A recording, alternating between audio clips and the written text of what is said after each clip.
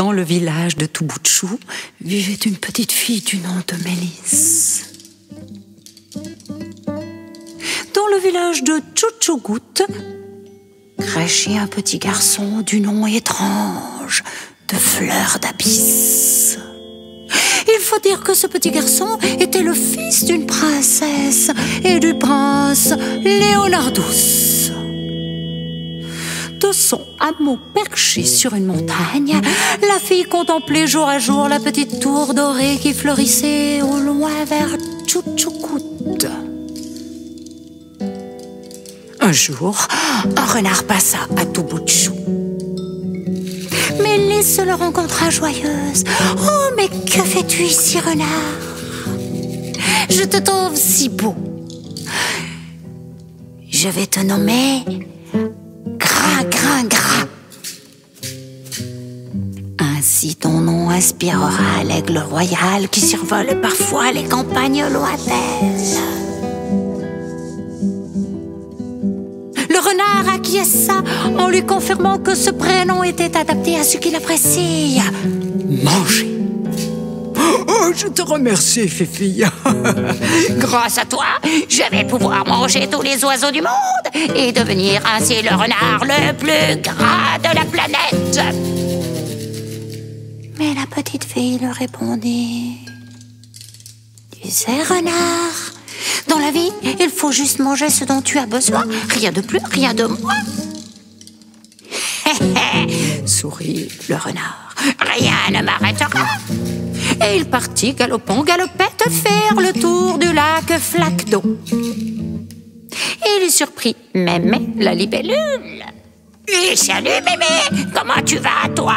Tu sais, j'ai une faim de loup depuis que j'ai rencontré Mélisse, la petite fille du village de Toboutchou.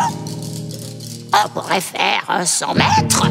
Et si je te gagne, poursuivre ensemble le périple autour du monde, après, bien sûr, m'être abreuvé et régalé de toi.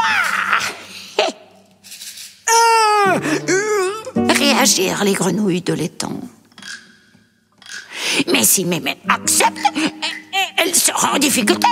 Évite à l'osioter cela de loin et l'aider si elle devait perdre. Mémé accepta le défi et proposa à Gras, Gras, Gras de venir sur la ligne de départ. Très habilement, elle mit une liane pour marquer la ligne. Et après le 3, 2, 1, partez, feu! Le renard resta lié dans la liane, sans pouvoir faire 1 mètre. Suite aux 100 mètres loupés, la libellule lui lança « Au revoir, Gras, Gras, Gras. Et surtout, bonne chance pour ta chasse autour du monde. » Non loin de là, le petit garçon Fleur d'Abysse avait entendu toute cette histoire. Et très subtilement, il la trouva charmante. Il appela le renard et lui murmura: Tu sais, Gras, Gras, Gras, ici dans mon village, on peut attribuer un deuxième nom et je voudrais te prénommer également Fleur d'abeille.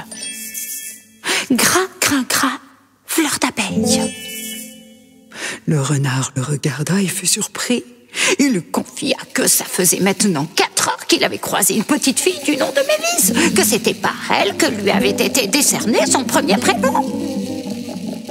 Hé, Fleur d'Abysse, ne voudrais-tu pas venir avec moi lui annoncer que mon prénom s'est allongé? Bien volontiers, lui confirma le petit garçon. Et après avoir mangé un peu de fromage, ils s'éclipsèrent gaiement. Sur leur chemin le long du bis des 2 villages, ils échangèrent de belles promesses de fidélité et débarquèrent sans peine au village de la petite fille. Depuis ce jour, croyez-moi, on n'entendit plus parler du renard autrement que de l'ami de Mélisse et Fleur d'Abysse. Alors tous les les oiseaux du monde chantaient à l'unisson sans avoir peur d'approcher Gras, gras, gras, fleur d'abeille, car il était apprivoisé par ses deux amis et se régalait souvent de fromage à raclette durci. Et ils grandirent ainsi, tous heureux. De jour en jour, la fille et le garçon se rejoignaient de plus en plus régulièrement au lac Flaque d'eau près de la tour dorée. L'histoire dit également qu'au printemps suivant, ils se marièrent et aménagèrent la tour dorée près du lac Flaque d'eau. Mémé la libellule passa les féliciter Et nous rapporta qu'elle avait lu la fin du conte dans un livre ouvert sur la fenêtre. Il était écrit que Mélisse et Fleur d'Abysse eurent beaucoup d'enfants. Je trouve que c'est une jolie histoire, pas vous? C'est parce que je l'ai trouvée dans mon cœur que je vous la raconte. Alors à vous de la conter à d'autres. Elle pourrait faire le tour de la terre.